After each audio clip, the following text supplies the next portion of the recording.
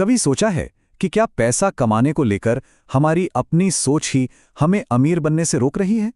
आज हम law of attraction coach Mitesh और इंदु खत्री के सिस्टम को समझने वाले हैं, जो बताता है कि हम धन को लेकर अपने मन में बैठी हुई गहरी रुकावटों को कैसे दूर कर सकते हैं। तो चलिए इसी सवाल से शुरू करते हैं।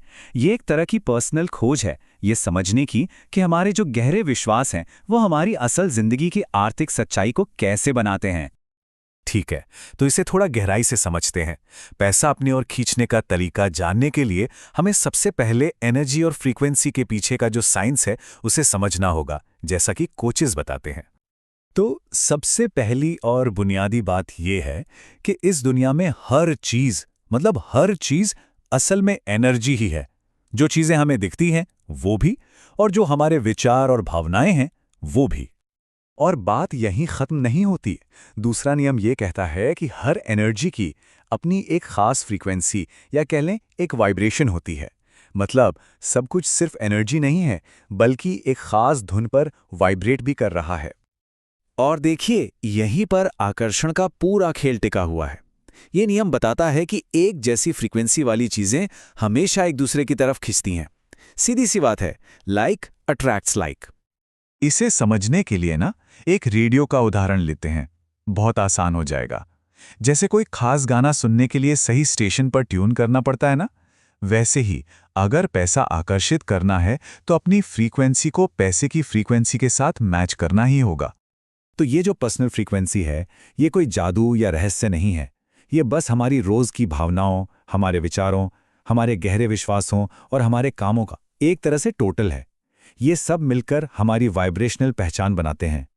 तो यहां एक सवाल उठता है कि भाई अगर ये सब साइंस है तो ये हर किसी के लिए काम क्यों नहीं करता? और इसका जवाब कोचेस के मुताबिक हमारे अवचेतन मन में छिपी उन रुकावटों में है जिन्हें हम अक्सर देख ही नहीं पाते। अब ये जो बात है ना, ये सुनने में थोड़ी चौंकाने वाली लग सकती है, पर ये इस बात पर रोशनी डालती है कि हमारी पैसों से जुड़ी मुश्किलों की जड़ें कितनी गहरी हो सकती हैं, जो अक्सर हमारे बचपन से जुड़ी होती हैं। तो देखिए, ये होता कैसे है। मान लीजिए किसी के माता पिता ने अक्सर कहा, पैसा कमाना बहुत मुश्किल है। अब एक बच्चा जो अपने माता पिता को सब कुछ मानता है, वो इस बात को सच मानकर अपने अंदर बैठा लेता है। फिर जब वो बच्चा बड़ा होता है तो यही छिपा हुआ विश्वास उसे अनजाने में ही अच्छे मौकों को ठुकराने पर मजबूर कर देता है।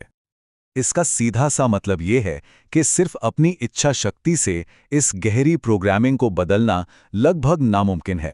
जब तक इन अंदरूनी घावों को भरा नहीं जाता, हमारे अंदर एक लगातार खींचतान चलती रहती है। चलिए अब देखते हैं कि इन छिपी हुई बाधाओं को पहचाना कैसे जाए। इसके लिए मनी फ्रीक्वेंसी टेस्ट नाम का एक टूल इस्तेमाल किया गया है। हम यहाँ पर एक केस स्टडी के तौर पर पॉडकास्ट होस्ट के जवाबों को देखेंगे। तो पहला सवाल ये है। ये सवाल असल में कमी या अभाव को लेकर हमारे अंदर की छिपी हुई भावनाओं को बाहर लाने का एक तरीका है। इसका जो ईमानदार जवाब होता है वो बहुत कुछ बता सकता है। तो होस्ट का जवाब था, समझौता किया हुआ। अब कोचेस के फ्रेमवर्क के हिसाब से इसका मतलब है कि कहीं ना कहीं खुद की कीमत बाहरी चीजों से जुड़ी हुई है, और ये लगातार मेरे पास काफी नहीं है वाली फीलिंग पैदा करता है। और अब पैसे से जुड़ा एक और बहुत ही जरूरी सवाल। इसका जवाब ये दिखाता है कि हम मन ही मन में पैसे को मेहनत और संघर्ष से जोड़ते हैं या आसानी और प्रवास से। और यहां भी नतीजा काफी कुछ बताता है। मुश्किल जवाब का मतलब है कि एक गहरा विश्वास बैठा हुआ है कि पैसा सिर्फ और सिर्फ कड़ी मेहनत से ही आ सकता है, और इस चक्कर में जो मौके आसानी से मिलते हैं, इंसान उन्हें खुद ही ठुकरा देता है। तो कुल मिलाकर देखें तो एक पूरा पैटर्न सामने आता है।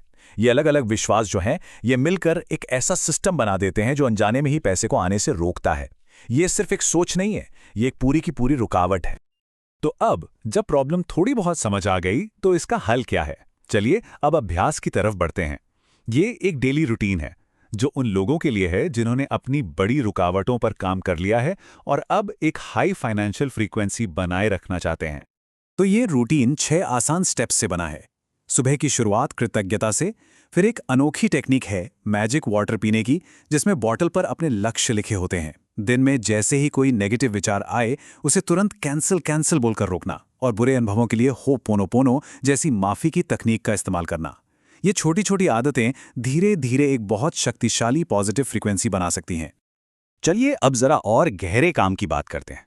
वो गहरी रुकावटें जो सिर्फ डेली रूटीन से नहीं जाती, उन्हें एक्टिवली कैसे साफ किया जाए।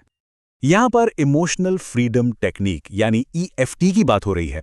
ये एक तरह की मनोवैज्ञानिक एक्यूप्रेशर टेक्निक है। इसका सिद्धांत ये है कि हमारी नेगेटिव भावनाएं शरीर में एनर्जी के रूप में कहीं फंसी होती हैं और कुछ खास पॉइंट्स पर टैप करके हम उस फंसी हुई एनर्जी को रिलीज कर सकते हैं। और तरीका बहुत ही सरल है। अपनी जो भी सीमित करने वाली सोच है उसे बोलते हुए शरीर के कुछ खास हिस्सों पर उंगलियों से टैप करना होता है। माना जाता है कि ऐसा करने से उस भावना का असर खत्म हो जाता है और एक नई पॉजिटिव प्रतिक्रिया बनाने में मदद मिलती है। और इसका असर कितना तेज हो सकता है ये देखिए। केस स्टडी में मुफ्त पैसे को स्वीकार करने में जो हिचक थी वो टैपिंग से पहले 10 में से 9 के लेवल पर थी और सिर्फ एक राउंड टैपिंग के बाद वो सीधे 4 पर आ गई। ये दिखाता है कि इन गहरे पैटर्न्स को वाकई बदला जा सकता है। हम इस विश्लेषण को इसी एक गहरे सवाल के साथ खत्म करते हैं। क्या हमारी सफलता सिर्फ हमारी कड़ी मेहनत से तय होती है, या इस बात से भी कि हम ब्रह्मांड से अच्छी चीजें स्वीकार करने के लिए कितने तैयार हैं? ये वाकई में सोचने वाली बात है।